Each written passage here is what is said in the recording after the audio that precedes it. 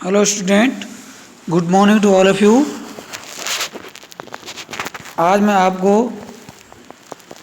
सामाजिक विज्ञान में आपदा प्रबंधन के अंतर्गत जैसे हमारे की चल रहा था कि विभिन्न दुर्घटनाओं के बारे में अध्ययन कर रहे हैं, तो आज हम उसमें रासायनिक और औद्योगिक दुर्घटनाओं के बारे में पढ़ेंगे। इसको आप ध्यानपूर्वक समझेंगे। ये रासायनिक और औद्योगिक जो दुर्घटनाएं हैं, ये मानवकृत दुर्घटनाओं में आता है। इनका फल महत्वपूर्ण है, मनुष्य द्वारा घटित की जाती है। ठीक है, जैसे औद्योगिक विकास के साथ साथ दुर्घटनाओं ने बहुत बड़ा रूप धारण कर रखा है। आज के समय में विश्व में विभिन्न जगह रासायनिक में औद्योगिक घटनाएं होती है और इनके मुख्य कारण उद्योगों को व्यवस्थित विकास, उचित प्रबंधन की कमी तथा सुरक्षा का अभाव, इसी कारण से ये घटना होती है। विकास व्यवस्थित नहीं होकर प्रबंधन सही तरीके से नहीं कर पाते हैं या सुरक्षा का अच्छे तौर तरीके से नहीं होते, जिस कारण से जो है ये घटनाएं घटित होती है। तो इसकी आगमन तथा चेतावनी है ना, चेतावनी की दृष्टि से इसमें ये जो दुर्घटनाएं होती है विभिन्न प्रकार की होती है। आकस्मिक अथवा धीमी हो सकती है, कोई निश्चित चेतावनी नहीं देती है जब ये घटना होती है।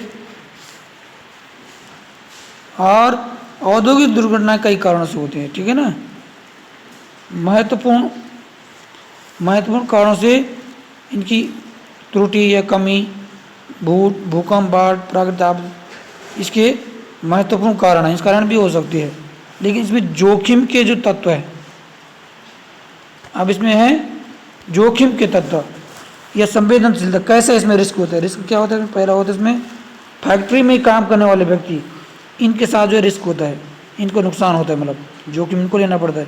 गर्भवती महिलाएं, दूध पिलाती माताएं, वृद्ध बच्चे, ये जो है नुकसान इनको ज़्यादा होता है, इनके साथ इसमें रोग जोखिम है। और जो जैसे फैक्ट्री हुआ है, इसके नज़दीक के जो इलाके हैं वहाँ के फसलों को हो सकता है, पशुओं को हो सकता है और वहाँ के लोगों को हो सकता है। पर्यावरण के तीन घटक वायु, जल, भूमि सब प्रदूषित होते हैं। अगर माना रासायनिक जब प्रदूषण होता है तो वायु का भी होता है, जल का, भूमि सभी को इससे नुकसान होता है। ठीक, और आपदा युक्त पदार्थ जब मिलकर के काफ़ी दूर चल जाए तो वायु, जल, भूमि को प्रदूषित कर लेते हैं। ठीक है ना, कुछ रासायनिक काफ़ी देर तक सक्रिय और भावी पीढ़ी को बर्बाद। कभी कभी ऐसा होता है कि जब रासायनिक दुर्घटना होती है तो आने वाली पीढ़ी के लिए भी इसको बहुत नुकसान होता है, जिससे वो बड़े पैमाने पर पारिस्थितिक खतरे में चले जाता है। अब इसमें भौतिक क्षति, फिजिकल डैमेज कैसा होता है, अन्य नुकसान कैसा होता है, भवनों को, मकानों को भौतिक क्षति में ही आते हैं।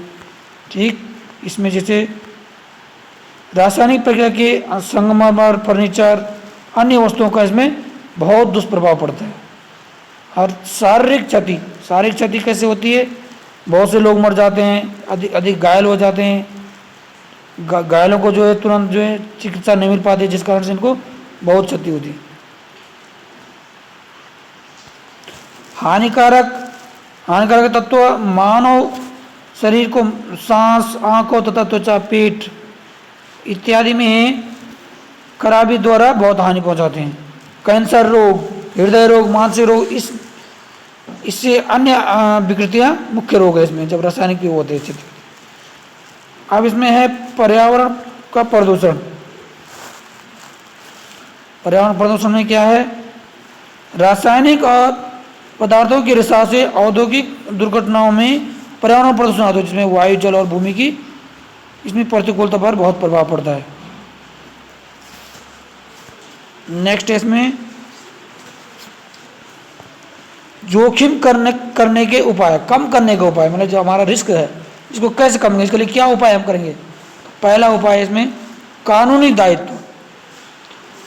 ऐसे कानून बनाने चाहिए जिससे औद्योगिक सुरक्षा की व्यवस्था कर सके और इन दुर्घटनाओं को कम हो सके। हम क्या करते हैं कि सरकार जो ऐसा कोई तगड़ा कानून नहीं है उद्योगों को ले जा कि ये। दूसरा इसमें खतरा मानचित्रण, हाजार्ड मैपिंग, आपदा मानचित्रण यह प्रणाली है कि दूसरे से संबंधित घटनाओं के अनुसार कार्य करती है। ठीक है ना। इसमें जो है खतन निश्चित तथा उपव्यवस्थाओं के साथ स्पष्ट संबंध होते हैं। इससे जो अंतर्गत क्या होते हैं, जहरीले तथा खतरनाक पदार्थों का भंडारण। कभी क्या होता है हमारे स्टोर में जहरीले खतरनाक पदार्थ रहते हैं, ठीक है ना, उसके मानचित्र में होना चाहिए, हमें पता होना चाहिए कहाँ पे रखा है। कभी ऐसी घटना घट गई तो उसको जो उसके बचाव कैसे कर सकते हैं, उसका हमारा हमें सबको पता होना चाहिए कि पदार्थ कहाँ रखा है दुर्घटना प्रभावित क्षेत्र में। ठीक है ना। इस मानचित्र में दर्शाया जाना चाहिए या उस बिल्डिंग या मैप के नज़दीक रखा होना चाहिए।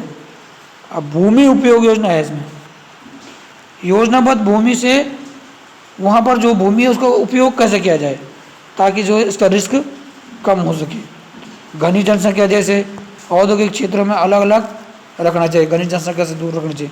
उद्योग लगाया जाए जहाँ पर आबादी न हो, ऐसी जगह ताकि इसका रिस्क कम हो सके। अब समुदाय की तैयारी, समुदाय को उसके लिए क्या करना चाहिए। अगर औद्योगिक दुर्घटना घटती है तो क्या है, किसी भी संभावित दुर्घटना के बारे में चेतावनी को गंभीरता से लीजिए। माना कोई चेतावनी तो क्या है, हम जो समुदाय में रहने वाले लोग हैं, समाज में रहने वाले पास पड़ोस, उनको इसके बारे में चेतावनी को गंभीरता से। कभी कभी क्या तो एडवांस चेतावनी कर देती है गवर्नमेंट, लेकिन हम उसको ध्यान नहीं देते हैं। इसके लिए भी हमको चेतावनी का ध्यान देना है। किसी बड़े संकट से बचने के लिए समुदाय को प्रबंधकर्ताओं तथा सरकारी संगठन को सहयोग करना चाहिए। माना कोई प्रबंध करे या कोई फैक्ट्री के मालिक है, कोई इस काम में लग गए, कोई घटना, तो हमें वहाँ पर ये सरकार के लोग कुछ काम करें तो उसमें सहयोग करें। समुदाय की भूमिका होती है, हमारी भी ड्यूटी बनती है इसमें। ठीक है ना। संभावित रिसाव और प्रदूषकों के स्तर को पर नज़र रखनी चाहिए। कोई रिसाव तो नहीं हो रहा, फैक्ट्री से उद्योग हमारे अगल बगल है तो ये भी देखना कि कोई वहाँ से रिसाव तो नहीं है, तो उसकी हम सूचना दे सकते हैं विभाग को ताकि बड़ी घटना से बचा जा सके। ये भी हमारी ड्यूटीज होती है। समुदाय के नेताओं को नकली दिल की व्यवस्था करनी चाहिए। नकली ड्रिल मॉक ड्रिल की व्यवस्था होनी चाहिए कि जो है अगर वहाँ पर कोई ऐसी घटना हो गई तो कैसे हम उसके सुरक्षा उपाय को कर सकें।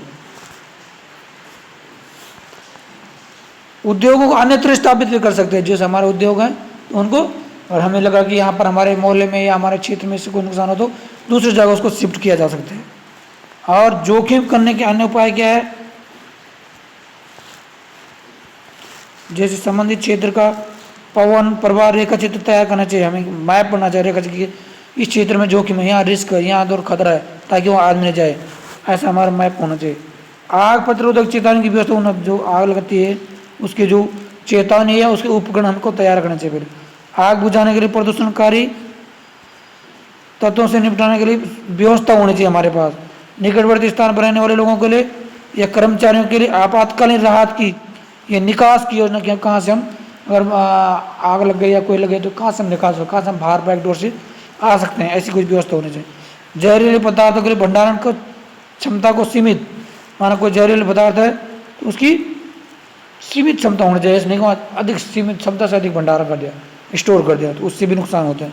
और बीमा की सुविधा, इसमें बीमा की भी सुविधा होनी चाहिए। आज के लिए इतना ही।